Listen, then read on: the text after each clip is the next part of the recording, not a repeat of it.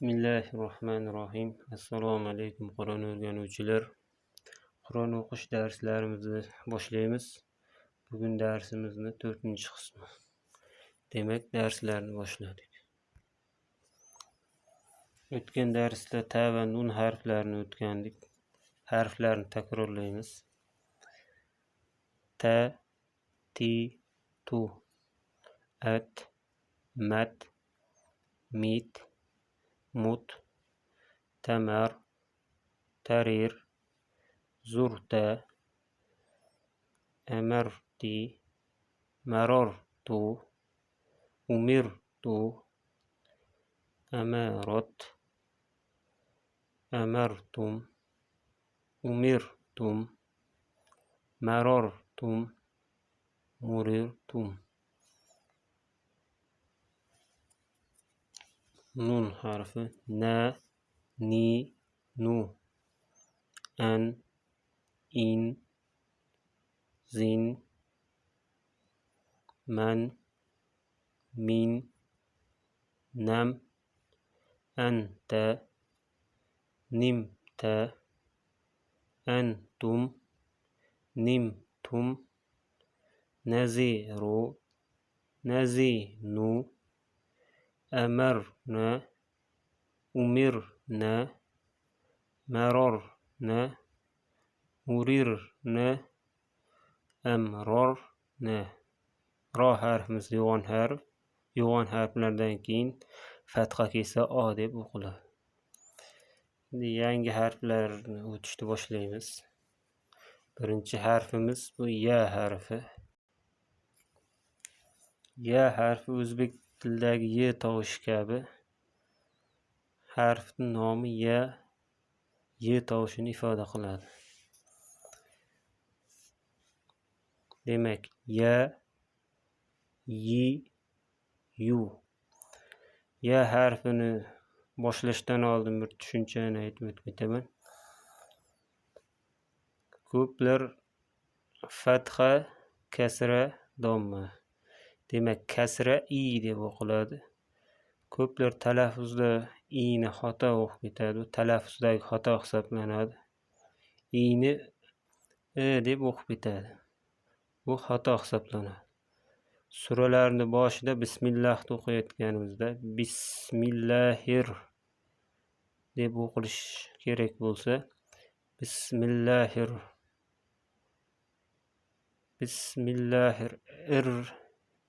deb o'qib qo'yadi. Ko'pincha yosh kattalarimizda kuzatiladi. Bu xatoni tuzatish kerak bo'ladi. Bismillahir deb o'qish kerak bo'ladi. Boshqa so'zlarda ham i'ni aniq chiqarish kerak bo'ladi. Demak, ya, i, yu. Ay, aymu, zaytu, maytu, ro'yu. Bu yerda alif, fatha, kasra, dommalarsiz kelyapti. Hamza bilan kelyapti va sukun kelyapti ustida. Demak, ustida fatha, kasra, dommalar yo'q. Hech qanday tovush ifoda qilmaydi.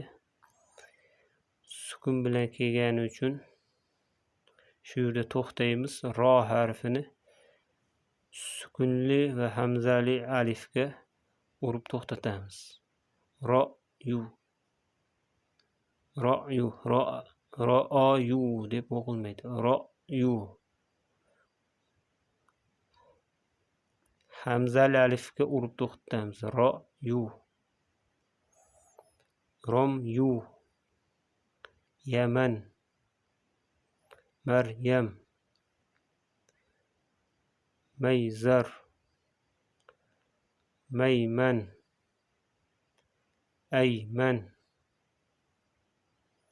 Amroyni. Zaytayni. Bu sukun belgisi.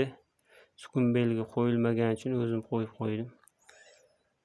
Sukun deb o'qib ketaverasiz. Zaytayni.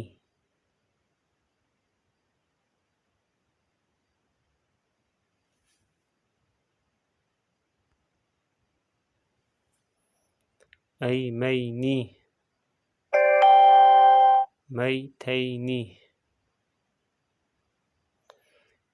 Demek takrorlaymiz. Ya, yi, yu. Ay, aymu. Zaytu, maytu. Ra'yu, ramyu. Yaman, Maryam. Mayzar, mayman. Ayman. Amroyni, amroyni. Sukunlarda to'xtab o'tamiz. Zaytayni, aymayni, maytayni. Birinchi harfimizni tugatdik, ikkinchi harfimizga o'tamiz. İkinci harfimiz bu B harfi. B tovushini ifoda qiladi. Harflarning nomi bilan eslab qolishga harakat qilinglar. Va mahraji bilan. Mahraj o'zbek tilida yo'q bo'lgan tovushlar kelganda mahrajini ham aytib o'tamiz. Demak, B, bi, bu, ab, ibnu, bintu, baytu, baynu, roybu, Zeynab, barbar. Ro harfini yo'g'on o'qiymiz. Barbar. Qaysi o'rinda yo'g'on, qaysi o'rinda ingichka o'qilishini tajvid qoidalarida o'rganamiz, Xudo xolasa. Bayrom, abrom, minbar, biamroyni, bibaytayni, minbaroyni, zaynabayni. Takrorlaymiz. Ba, bi, bu, ab, ibnu, bintu,